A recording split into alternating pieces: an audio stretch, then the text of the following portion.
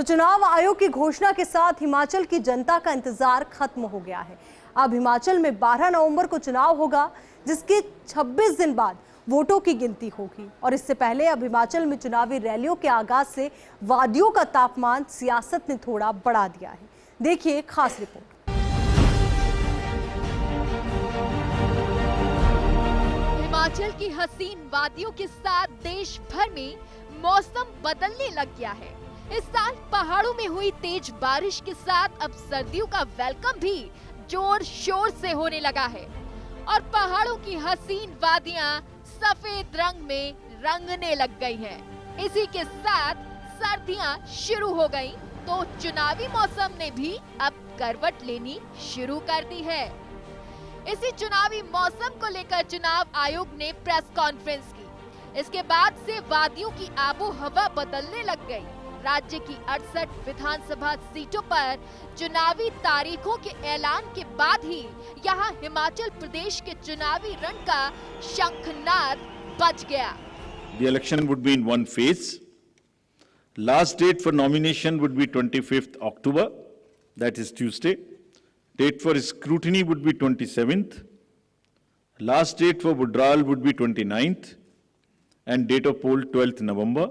And date of counting 8th December. And the entire process is completed by 10th of December.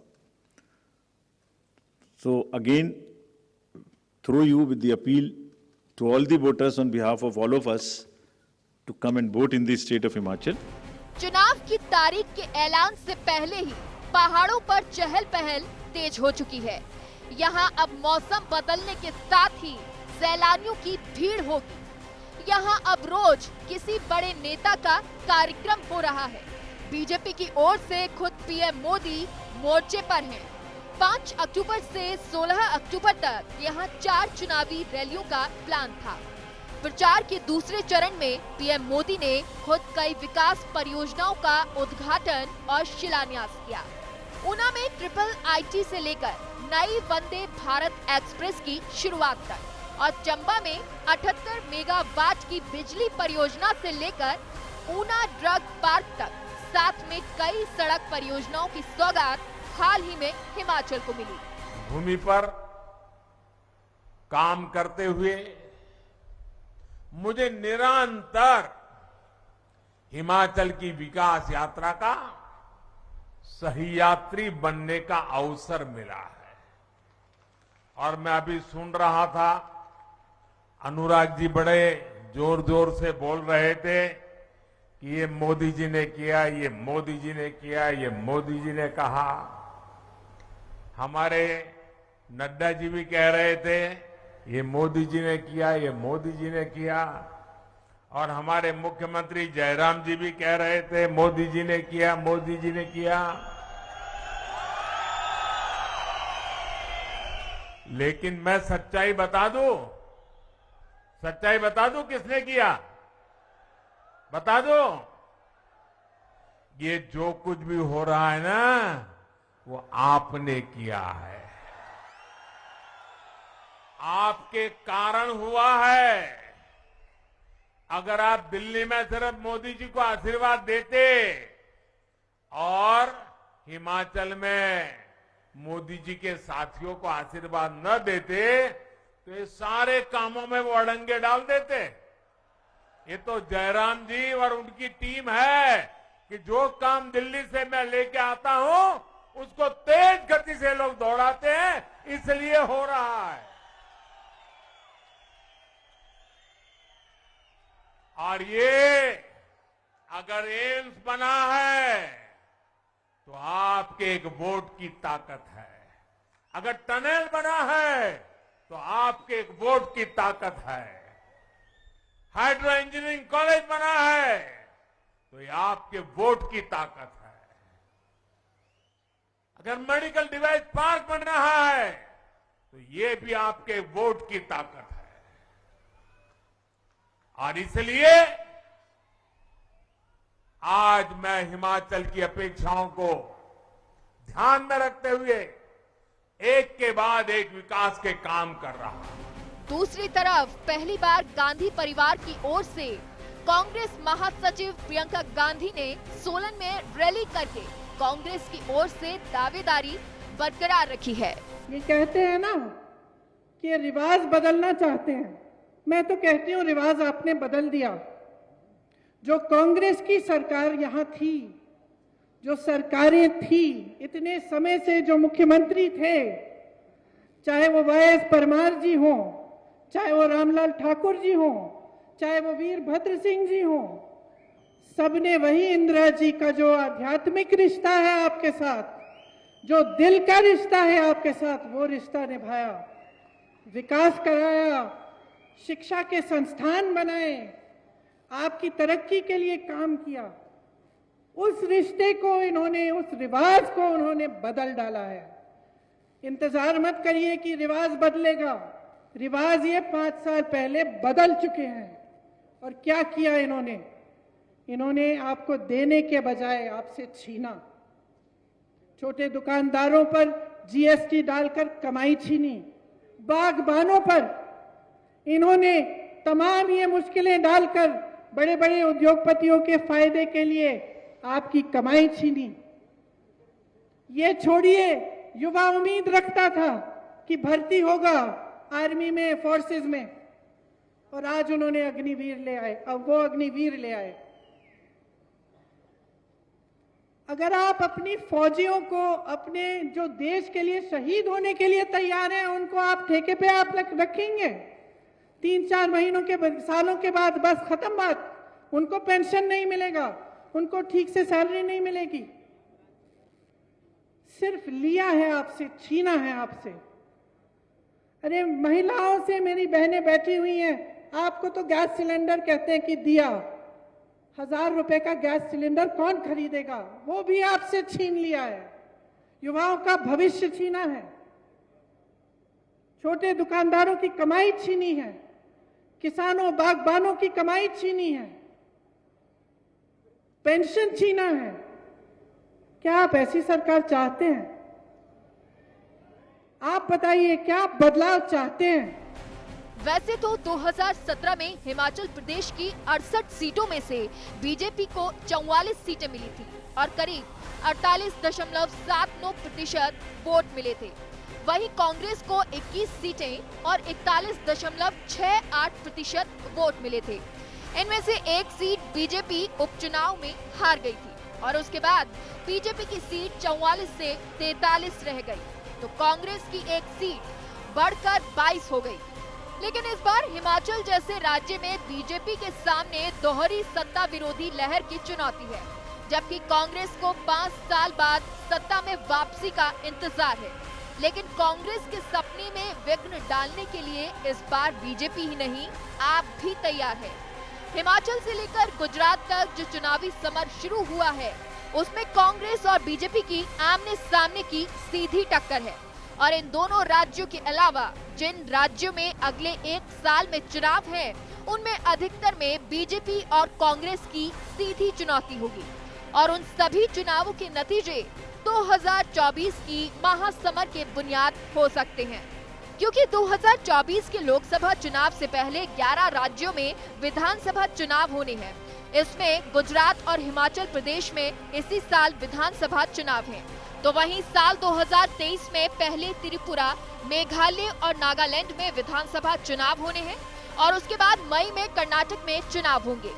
इसके अलावा साल 2023 के आखिर में नवंबर-दिसंबर मध्य प्रदेश, छत्तीसगढ़, राजस्थान, तेलंगाना और मिजोरम में विधानसभा चुनाव होने हैं।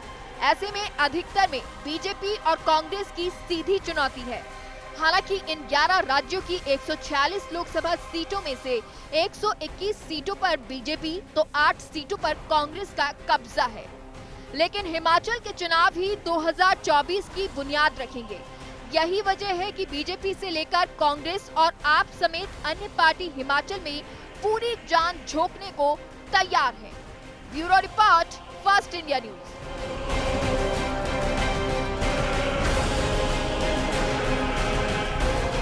हिमाचल के इम्तिहान की तारीखों के ऐलान के साथ ही वादियों में चुनावी बिगुल बज चुका है। यहां 12 नवंबर को सरकार और सरदार की किस्मत मतपेटियों में बंद हो जाएगी और 26 दिनों के बाद जब खुलेगी तो यहाँ एक बार फिर से दिवाली मनाई जाएगी। लेकिन ये दिवाली किसकी मनेगी, ये तो 8 दिसंबर की तारीख बताएगी। लेकिन फिलहाल आपको बताते हैं कि इस बार चुनाव में क्या होगा, कौन से होंगे मुद्दे और कैसा होगा मुकाबला। तो सबसे पहले आप ये जरा समझिए कि हिमाचल चुनाव के ऐलान के साथ कौन कौन सी तारीखें प्रमुख है। 17 अक्टूबर को नोटिफिकेशन जारी होगा, तो 17 अक्टूबर वो तारीख जब नोटिफिकेशन जारी होगा तो नॉमिनेशन के लिए 17 से 25 अक्टूबर की तारीख रहेगी। तो 17 से 25 अक्टूबर के बीच नॉमिनेशन, तो उसके बाद नामांकन पत्रों की छंटनी होगी 27 अक्टूबर, ये वो तारीख। तो वही नाम वापसी के लिए 29 अक्टूबर की तारीख है। जिनको भी नाम वापस लेना है वो 29 अक्टूबर तक नाम वापस ले सकते हैं। पोलिंग 12 नवंबर को होगी। जितने भी प्रत्याशी हैं उनके भाग्य का फैसला मतपेटियों में 12 नवंबर को कैद हो जाएगा और उसके बाद इंतजार रहेगा रिजल्ट का, और रिजल्ट ही ये तय करेंगे कि किसके घर दिवाली के बाद मनाई जाएगी, क्योंकि दिवाली निश्चित तौर पर मनती है जब चुनाव परिणाम आते हैं। तो 8 दिसंबर की वो तारीख जो ये तय करेगी कि आखिर हिमाचल का चुनाव का जो ये गढ़ है वो किसने जीता है। तो चुनाव ऐलान से जुड़ी अहम तारीखें हमने आपको बताई कि किस तरीके से तमाम तारीखें महत्वपूर्ण हो जाती है। तो वहीं अब जरा ये समझिए कि कौन संभाल रहा है मोर्चा। भाजपा का मोर्चा खुद प्रधानमंत्री नरेंद्र मोदी ने संभाला है। तो भाजपा का जो पूरा मोर्चा है, हम देख रहे हैं कि प्रधानमंत्री खुद हिमाचल के दौरे पर रहे हैं, वहां पर उन्होंने रैलियों को संबोधित किया है। तो अब तक 3 ताबड़तोड़ जनसभाएं प्रधानमंत्री नरेंद्र मोदी ने हिमाचल में की है। अब सोचिए, बड़ा सियासी संदेश है, क्योंकि बीजेपी की रणनीति भी रहती है कि वो अपने फायर ब्रांड नेताओं को मैदान में उतारती है। प्रधानमंत्री का नाम सबसे आगे होता है। तो वहीं 16 अक्टूबर को एक रैली भी प्रस्तावित है, जिसमें भी एक बड़ा सियासी संदेश देने की कोशिश रहेगी। अमित शाह भी हिमाचल में रैली करेंगे, अमित शाह मौजूद रहेंगे, वो भी रैली करेंगे। कांग्रेस की ओर से प्रियंका गांधी ने मोर्चा संभाल रखा है, प्रियंका गांधी ने पूरा मोर्चा संभाल रखा है। प्रियंका गांधी ने सोलन में पहली रैली की, तो सोलन के अंदर प्रियंका गांधी ने पहली रैली की। यहाँ से एक नया नारा भी दिया गया कांग्रेस पार्टी की ओर से। तो वहीं राहुल गांधी भी रैली करने आ सकते हैं। जानकारी सामने आ रही है कि भारत जोड़ो यात्रा के बीच में से राहुल गांधी यहाँ पर रैली करने के लिए आ सकते हैं, संबोधित वो कर सकते हैं। फिलहाल भारत जोड़ो यात्रा के कारण रैली पर सस्पेंस जो है वो बरकरार है। अभी तक स्थिति पूरी तरीके से क्लियर नहीं है, इसलिए प्रियंका को हिमाचल में रैली की जिम्मेदारी दी गई है। तो यहाँ से नया नारा भी प्रियंका गांधी ने दिया है। तो वहीं अहम जिम्मेदारी भी उन्हें सौंपी गई है, अहम जिम्मेदारी उन्हें दी गई है। तो अब जरा आप ये समझिए कि सीएम पद के दावेदार कौन कौन है, कौन सी पार्टी से कौन सीएम पद का दावेदार होगा, किसके चुनाव पर कौन सी पार्टी चुनाव लड़ने जा रही है। तो भाजपा से मुख्यमंत्री जयराम ठाकुर सबसे बड़े दावेदार है। तो वहीं अगस्त 2017 की तरह कोई बड़ा उलटफेर हुआ, यानी कि अगर 2017 की तरह कोई बड़ा उलटफेर हुआ तो केंद्रीय मंत्री अनुराग ठाकुर भी सीएम चेहरा बन सकते हैं। तो केंद्रीय मंत्री अनुराग ठाकुर सीएम चेहरा बन सकते हैं कोई अगर बड़ा उलटफेर होता है। तो वहीं कांग्रेस की ओर से मुकेश अग्निहोत्री दावेदार है, सीएम फेस जो है कांग्रेस पार्टी के वो। तो वहीं कोल सिंह ठाकुर, सुखविंदर सिंह सुक्खू, ये वो नाम जो आगे चल रहे रेस में। तो वहीं रामलाल ठाकुर और आशा कुमारी दावेदारों में शामिल हैं। हालांकि जब तक तस्वीर पूरी तरीके से साफ नहीं हो जाती तब तक कुछ भी कहना ठीक नहीं होगा, पर ये तमाम वो नाम जो आगे चल रहे हैं या कहें जिनकी चर्चाएं बहुत है। वीरभद्र सिंह के परिवार से उनके बेटे और पत्नी मोर्चा फिलहाल संभाले हुए हैं, तो उनकी ओर से ये मोर्चा संभाला गया है। तो कई परिवार मोर्चा संभाले हुए, तो वहीं कई चेहरों का जिक्र भी इस चुनावी जंग में देखने को मिल रहा है। तो मुद्दे कौन कौन से हैं जिन पर हिमाचल का ये चुनाव लड़ा जाएगा। हिमाचल में इस बार 4 मुद्दे चुनाव को प्रभावित कर सकते हैं। कौन कौन से वो अहम मुद्दे हैं जरा वो समझिए। कर्मचारियों की समस्या, महंगाई। कोरोना के बाद हमने देखा महंगाई से हर एक व्यक्ति त्रस्त है, तो एक बड़ा और अहम मुद्दा ये बेरोजगारी एक मुद्दा है, और पुलिस पेपर लीक मामला ये भी एक बड़ा मुद्दा है। इसको लेकर भी विपक्षी पार्टियां पार्टी को घेरने की कोशिश करेगी जो सत्ता पक्ष पर काबिज है। तो बड़ा मुद्दा महंगाई का, बेरोजगारी का, तो वही पेपर लीक का मामला। तो वही साथ ही एंटी इनकम्बेंसी का असर भी चुनाव में दिखेगा। तो एंटी इनकम्बेंसी का जो असर रहा वो भी चुनाव में नजर आएगा। पर इंतजार करना होगा परिणामों का कि परिणामों में जनता क्या कहती है, क्या जो ये मुद्दे हैं इनको लेकर कि किस तरीके से वोटिंग वो करती है। तो पिछले साल उपचुनाव में भाजपा को हार मिली थी और यही वजह कहा जा रहा था कि एंटी इनकम्बेंसी बड़ी है, क्योंकि वो सीट पहले भाजपा के खाते में थी, पर जब उपचुनाव हुए उसमें तो वहां पर ये सीट कांग्रेस के खाते में गई। तो पिछले साल उपचुनाव में भाजपा को हार मिली थी, तो ऐसे में ये कहा जा रहा था कि एंटी इनकम्बेंसी है राज्य में। अब आने वाले विधानसभा चुनाव का इंतजार किया जा रहा था, तारीखों का ऐलान हो गया है, सुगबुगाहट और भी ज़्यादा तेज हो गई है, चर्चाओं का बाजार गर्म हो गया है, तो वहीं तमाम राजनीतिक पार्टियां जो सक्रिय नजर आ रही थी, अब वो अपनी रणनीति को पूरे मैदान में बहुत अच्छे तरीके से उतारने में जुट गई।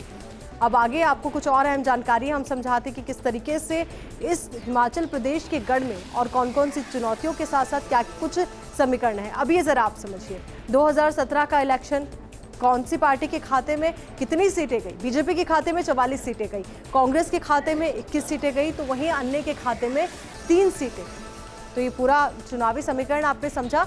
जब 2017 में इलेक्शन हो पर उसके बाद एक सीट खाली होती है, वहां पर उपचुनाव होते हैं, तो उसके बाद समीकरण कुछ बदल जाते हैं। वो भी जरा आप समझिए, ग्राफिक्स के जरिए हम समझाएंगे वो भी आपको किस तरीके से आने वाले वक्त में ये समीकरण बदले। क्योंकि जब 2017 के परिणाम सामने आए तो बीजेपी के खाते में 44 सीटें थी और कांग्रेस के खाते में 21 सीटें थी और अन्य के खाते में 3 सीटें थी। पर वही तस्वीर जो उपचुनाव के बाद बदली वो जरा आप समझिए। हालांकि एक सीट का ये पूरा उलटफेर है, पर इसे एंटी इनकम्बेंसी के तौर पर देखा गया और विपक्षी पार्टियों ने इस मुद्दे को भुनाया भी कि बीजेपी के खाते में फिर 43 सीटें हो गई, कांग्रेस के खाते में 22, तो वहीं अन्य के खाते में 3।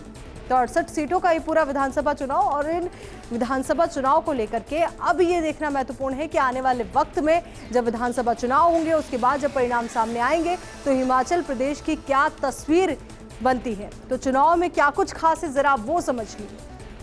हर पोलिंग स्टेशन पर मतदाताओं को रैंप की सुविधा मिलेगी ताकि कोई भी मतदाता वोट कास्ट करने से ना चूके ना छूटे। पीने के पानी इत्यादि की सुविधा वहां पर होगी। सुविधाओं का पूरी तरीके से ध्यान रखा गया है। सभी मतदान केंद्र ग्राउंड फ्लोर पर होंगे ताकि जो बुजुर्ग मतदाता हैं, विकलांग मतदाता हैं, उनको दिक्कतों का सामना ना करना पड़े। तो यही वजह कि ग्राउंड फ्लोर पर वोट कास्ट करने के लिए जाएंगे वोटर्स। वहीं कोरोना गाइडलाइन को देखते हुए चुनाव कराए जाएंगे। कोरोना का असर कम जरूर हुआ है पर खत्म नहीं हुआ है, यही वजह कोविड गाइडलाइन को फॉलो करना होगा।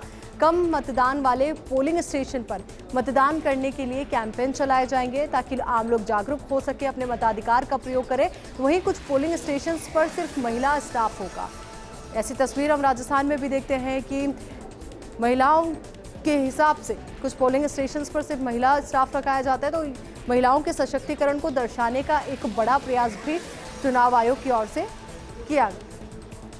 हर विधानसभा क्षेत्र में कम से कम एक ऐसा पोलिंग स्टेशन होगा जहां पर आप देखेंगे कि कुल पोलिंग स्टेशंस दिव्यांग स्टाफ की ओर से ऑपरेट किए जाएंगे। तो एक नवीन पहल के तौर पर आप देखेंगे इसे। 80 से अधिक उम्र के और दिव्यांग वोटर्स को पहली बार पोस्टल बैलेट दिए जाएंगे। तो 80 से अधिक उम्र के और दिव्यांग वोटर्स को पहली बार पोस्टल बैलेट दिए जाएंगे।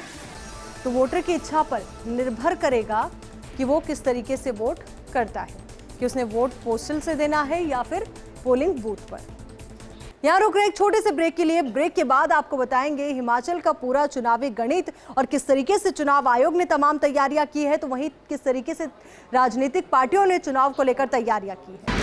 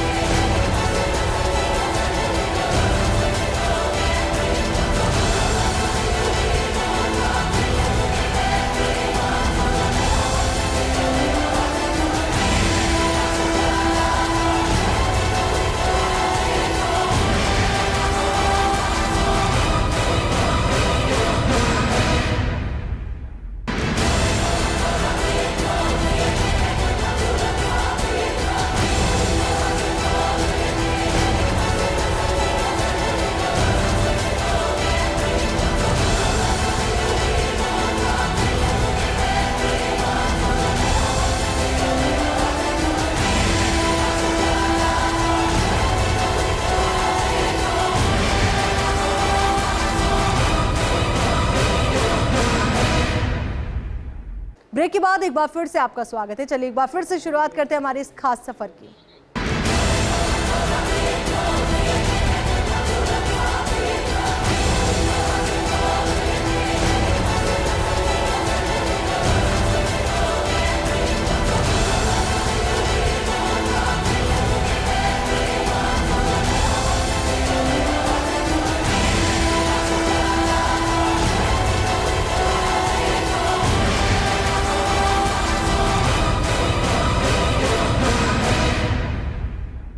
देश के नक्शे पर हिमाचल राज्य तो छोटा सा है, लेकिन इस छोटे से राज्य से राजनीति की दशा और दिशा तय हो जाएगी। मतलब इस चुनाव को 150 दिनों की भारत जोड़ो यात्रा पर निकले राहुल गांधी का रिजल्ट माना जा सकता है। तो वहीं छोटे स्टेट के चुनाव में प्रधानमंत्री नरेंद्र मोदी का भी बड़ा चुनाव होगा, क्योंकि ये 68 विधानसभा सीट ही आने वाले चुनावी मौसम की हवा को बदलेगी। इस सेमीफाइनल के नंबर से ही फाइनल में लीड मिलेगी।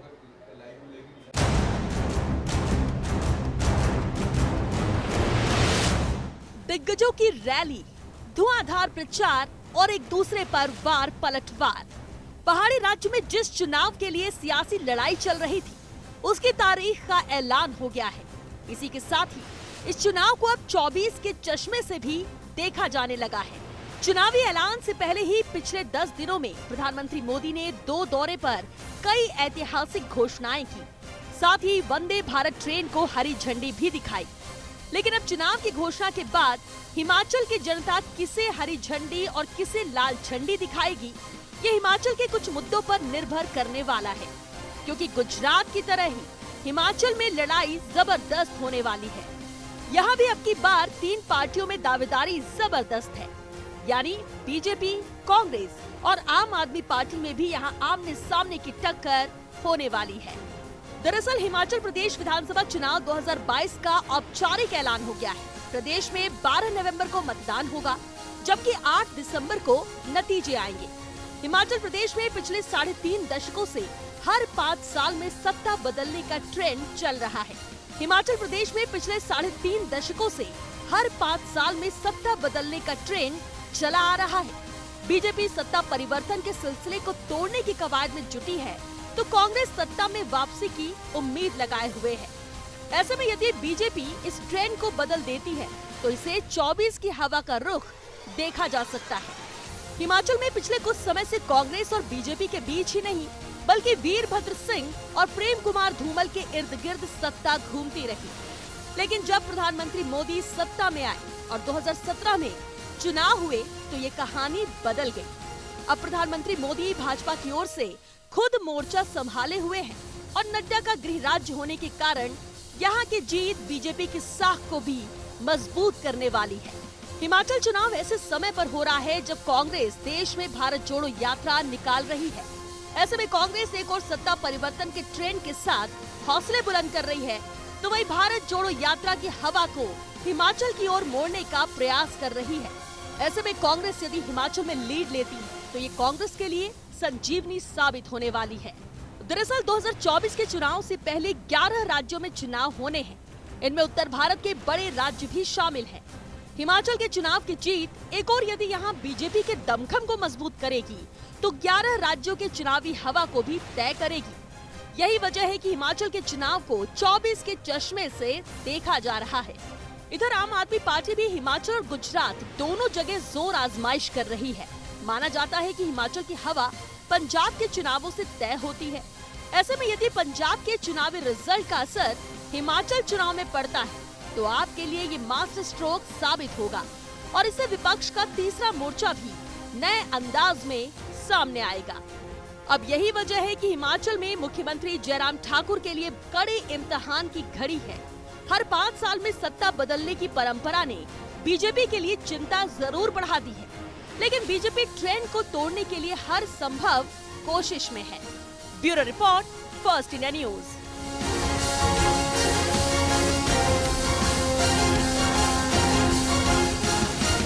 इसी के साथ फिलहाल के लिए हमारी खास पेशकश में इतना ही, और खबरों के लिए आप बने रहिए फर्स्ट इंडिया के साथ। नमस्कार।